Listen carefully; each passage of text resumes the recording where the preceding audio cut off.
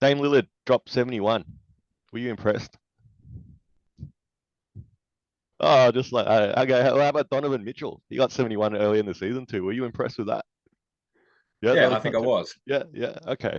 Um, is anyone going to score 100? That's the thing, and that's the topic. Okay, we are now in an era where scoring's up. Okay, the pace is up. The rules are, obviously optimized in a sense for the offensive game, and obviously sort of really favors the team trying to score and limits the ways that defense can use strategies and tactics to make it so much harder for that to occur. And this season alone has been, I think, a record-breaking season of most players that have scored 50 plus points. We've seen these two players drop 70 now apiece. That's bordering nearly Kobe's 81 game, and it's only a few buckets from that. And I guess, look, just putting it to you here, are we going to see a 100 game sometime soon? And who might get 100? What do you reckon? I wouldn't. It's so hard to put a time frame on it. I think what you need is a bit of a perfect storm. So the Donovan Mitchell 71 being more impressive to me is it comes in a highly contested game and it goes to overtime to really yield that result. The Damian Lillard one, he does it in record time. He gets it in, I think, in 29 minutes. And it's against the Houston Rockets, which are probably one of the worst teams that have been assembled in the last 5 years, right? By design, but also, hey, what are we doing? Damian Lillard, theoretically, maybe the reframe it, he had an additional, if I get my math correctly, real quick, he had an additional 19 minutes that he could have potentially played if he chose to play all 48 minutes of that game. Based on law of averages, he could have already done it if he had played the full game. So, what you're needing is a little bit of a perfect storm of a closely competitive game against a team that just cannot seem to figure you out, along with the fact that you need to be hot. So some of the shots that he made, very impressive. We're talking three-quarter court stuff. We're talking step back. That there is defense, even though it's not perfect. There is still defense being played.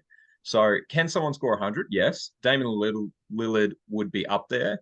I think Luka is definitely a realistic option for that as well. I think the Steph and Clay time might be done. I don't want to have people come after me for that one, but I just think that's not in their best interest anymore. It's not something they're going for. Um, I know it sounds odd, but I feel like someone like Trey Young as well could be someone who you could just see getting hot from three and bombing 30 shots, sort of thing. Um, but I think another thing that's really underrated is the three pointers don't like both in the Donovan Mitchell and Lillard case, the three pointers were prominent, but they're not record setting games, right? So I believe the NBA record is what, 13? So you really feel like 14. when you like 14, right? So let's say that someone gets 23s hypothetically in a game, which would just be ludicrous. That only gets them to 60 points. So then the additional 40 have to occur from either 20 field goals or, 10 field goals and 23, Free throws, obviously. Yeah. yeah, free throws, right? So it needs to be a really competitive, like combination. Um, so yeah, I guess to sum it up, it can happen, but I think it's a very perfect storm for it to actually occur. And I don't know if anyone would want to be guilty of allowing it to happen. Like I know in the Wilts game, for example, he missed a truckload of free throws because they were deliberately fouling him to prevent him from getting to the number. I feel like in this day and age in the NBA, you'd have load management kick in as a deterrent for people trying to go for 100. You'd have intentional fouling, maybe appear on that. There'd be a couple of factors. I don't know. Who do you think? Who do you have in mind? Look, I think Doncic obviously was probably a leading candidate until Kyrie became his teammate. And I think one of the you know sort of configurations or requirements you probably need is like Dame and maybe not so much Donovan Mitchell, but I guess you are obviously the number one option on your team.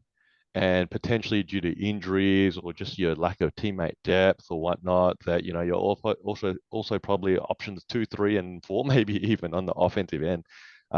Maybe if I'm going to nominate a big man, maybe Embiid sort of fits that sort of criteria if Harden was to miss a game or something like that. And then obviously, they're lacking a few of the other players there in that sense. So all the offense would effectively go through him.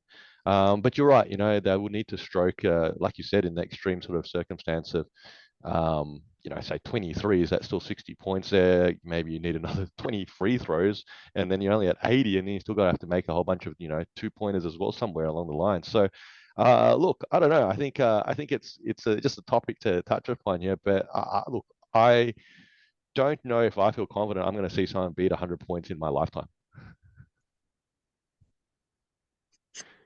That's interesting because I think what you're looking at is you're looking at 271-point games in the single season. You're looking at a higher scoring average, like 6 or 7 players are averaging 30 plus points a season. You're talking about astronomical scoring numbers that are trending up and have done so for a very long period of time. I think the league is going to look very different in 10 more years. And you're talking about a combination of player skill being higher, shooting being more prevalent, etc., defense being less played, less physical, etc. I am surprised you ventured that way because I feel like it's better. Like your chances now of seeing one is so much better than it was 10 years ago. And if you keep going back progressively, you know, the Wilt Chamberlain era was ridiculously high in the scoring, and then it came down, and now it's slowly heading back up towards that. So I think it's quite plausible in our lifetime that it could occur. I think we talked about Elam ending and the target score ending, a few weeks ago. And look, there's no obviously firm traction on any of that being implemented at any time soon. But if scoring continues to trend upward, you would feel that the league would probably have to look at going, how do we stop that? Because it'd be ridiculous to have 300-point combined games in that sort of sense. It'd be ridiculous for a team to score 200 points in a game, or in that sort of sense.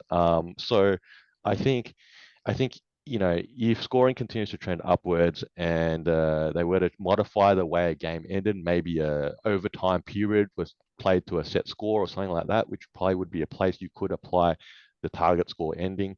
That would actually then reduce the chance again of a player being able to hit 100 points, because you cannot play to a clock. You would obviously be playing to a target score.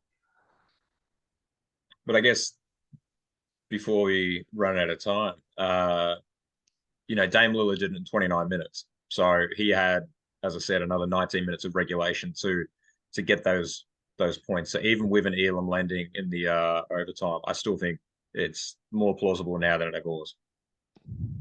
Yo, this is Two Guys with Spare Time. I'm Faz, this is Nick. You're probably a basketball fan like us, so hopefully you can throw us an assist and giving our video a like and subscribing to our channel. And if you got thoughts, feelings, or even some suggestions, please put them down in the comment section below.